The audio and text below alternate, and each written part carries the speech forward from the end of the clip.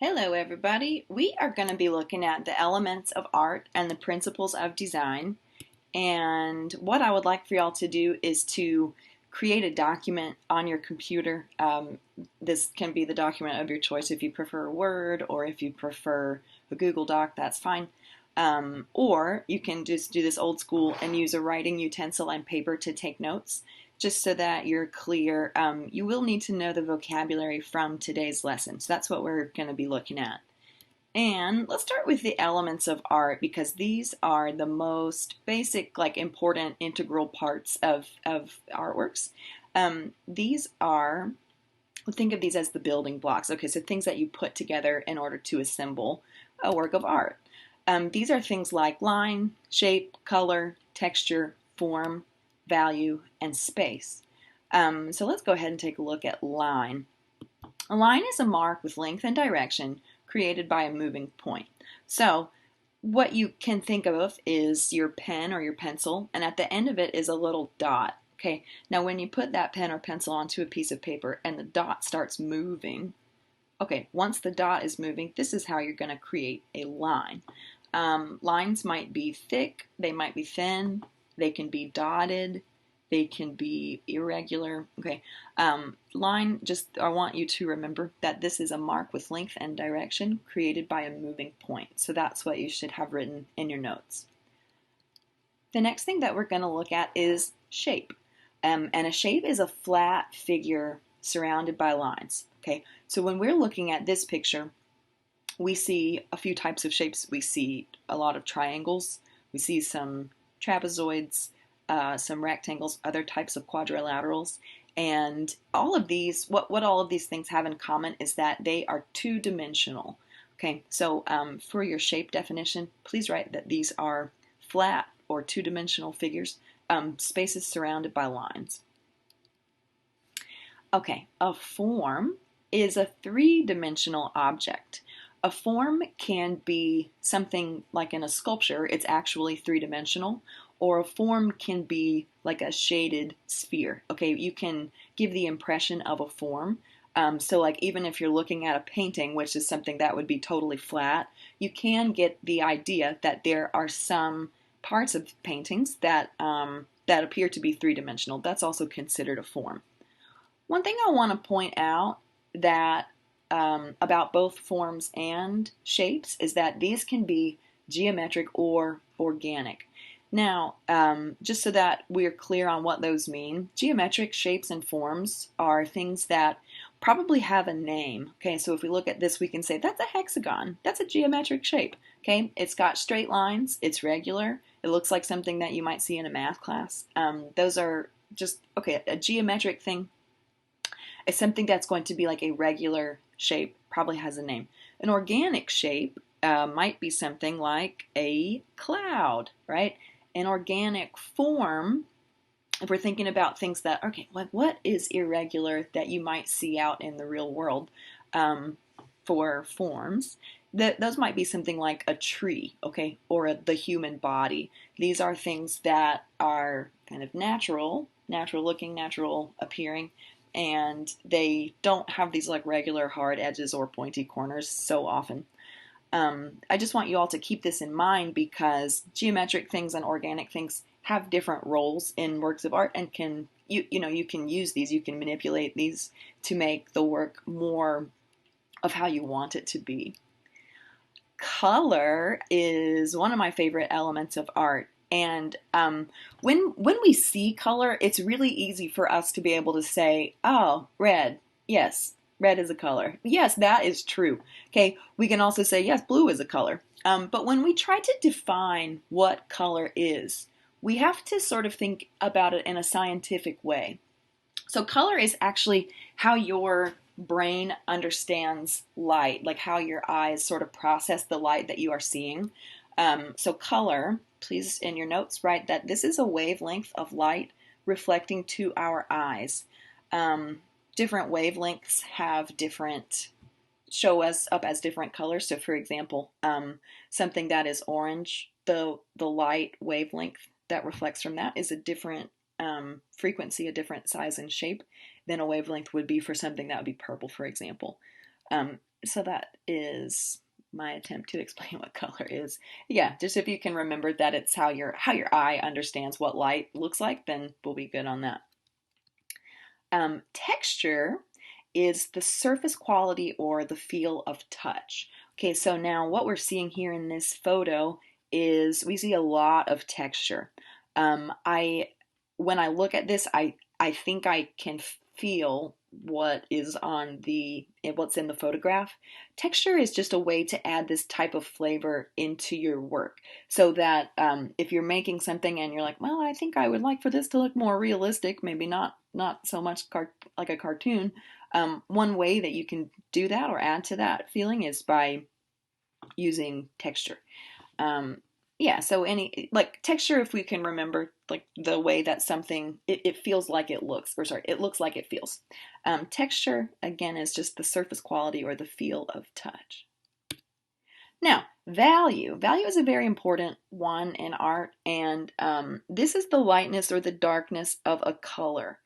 So, for example, we see this picture, which is a lot of different values of blue.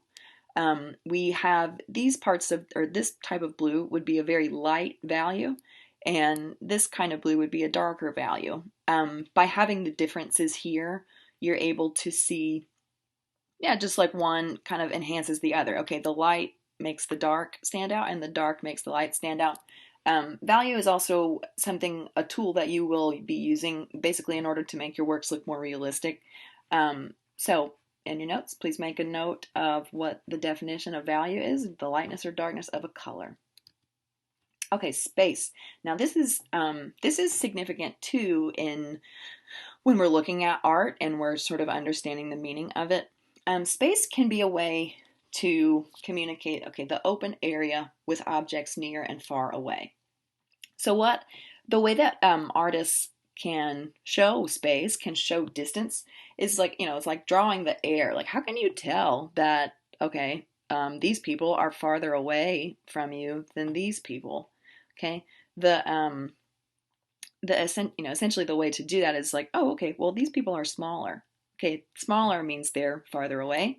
Also, we can see on the bridge appears to like sort of come together at the end. Okay, when these lines are converging, this is another way that our brains understand that there is some distance there, there is some space. Space can also refer to not literally outer space, but like empty areas. Okay, just like have a little room to breathe within your work. It can also just refer to distance. Okay, art is created by using the elements of art. Okay, so we're all good there. Now what I want to do is to look at the principles of design, which are kind of how to take the elements of art and put them all together. So what I'd like for y'all to do is to make another heading that says the principles of design. And let's go ahead and look at these. This is a painting here by an artist named Gustav Klimt. It's called The Kiss. And what the principle of design that I want us to look at is unity. Unity meaning the different parts of an image that work together in order to be seen as a whole. So what we have here is a couple of people, and it looks like there is a smooch coming over from the man to the woman on the cheek. So we say that this painting shows unity. Okay, one, because the two figures in the painting are actually together. Something visually that brings the work together is sort of like, let's notice how their outfits are similar. Okay, they're both, it seems like they have the same yellow gold background color. Also, we see a lot of pattern here. We see both of these have like really busy kind of designs happening. A way that the people are unified with the rest of the painting is, okay, we see another like sort of busy kind of ground surface here and like a fairly busy background.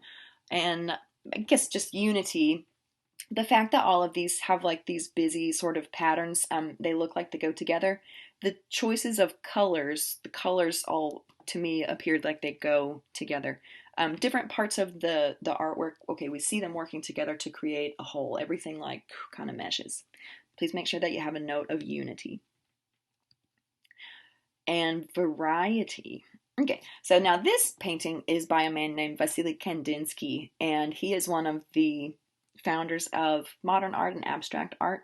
And so now Kandinsky has got all of these circles here, and what we're seeing is, okay, the same sort of structure for each of the squares in this work, for each of the circles, but we see variety because we're using different elements in order to create visual interest, right? What is showing variety here? Well, that, they're created with using different colors. Okay, the circles themselves are slightly different in each area, in each space.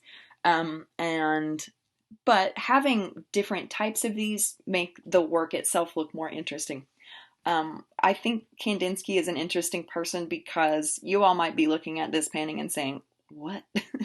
Why is this a famous work? It looks like a baby drew it. And I would not disagree with you, but for the sake of our class, just wanted to show you this, and that this, just to let you know, this is actually a famous work of art. And yeah, it also uses variety. So let's see what else we got. Okay, pattern, which we totally crushed last week. Pattern is repeated elements of art, usually in a regular arrangement.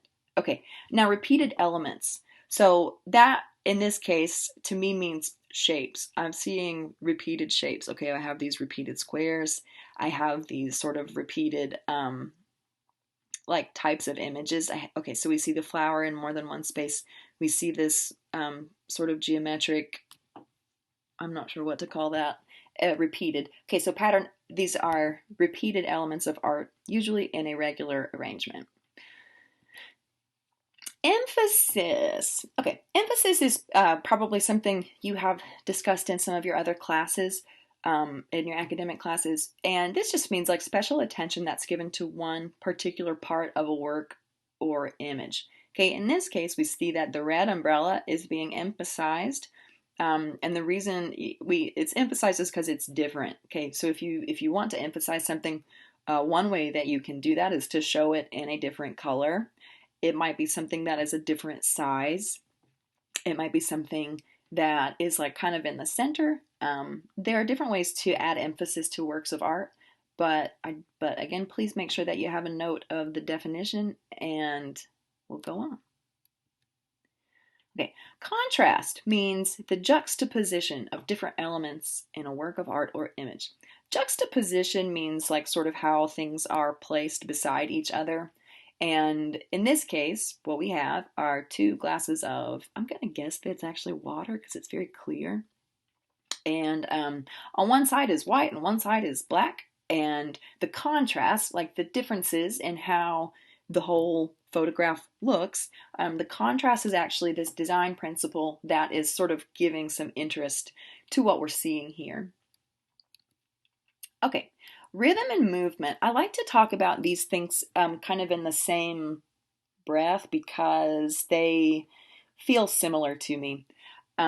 If you all have seen this painting before, that's sorry. I'm expecting you all to have seen this painting before. It's called The Starry Night by Vincent van Gogh. When I worked in Turkey, I had a Dutch student, and she was like, "Miss, no, Americans all say his name wrong. It's not Vincent van Gogh, it's Vincent van Gogh." So that's a fun fact for you. Anyways, but we see rhythm and movement here in this painting of the Starry Night. Okay, rhythm is repeating of an element. Oops, I need to fix that. To make a work seem active or to suggest vibration. Okay, rhythm. So I have all these like types of repeated little strokes of paint. And because they are in a regular order, so like coming around from the moon even, all these little marks that are similar, they're kind of short, they're kind of blended, kind of not blended too. They create some kind of a rhythm because they're just like, it does, we do have a sense of vibration in this painting. And so also we see movement. Movement is used to create the look and feeling of action and to guide a viewer's eye throughout the work of art. Here, where do you think that you can see movement? I personally think that we see it kind of in the wind. I really like how Van Gogh, I still say Van Gogh, let's be honest. Um, I still like the way that he shows the weather. Okay, so even though you normally cannot see that wind is present in the sky, like you can see when branches blow or trees are moving, but you don't actually see the air current itself. So in this way, we see that movement here. Our eye is sort of directed to follow these types of lines, these motions. We might also have some lines like helping our eyes get directed through the painting, just like by the slant here. Maybe your eyes are going up, like looking at this tree.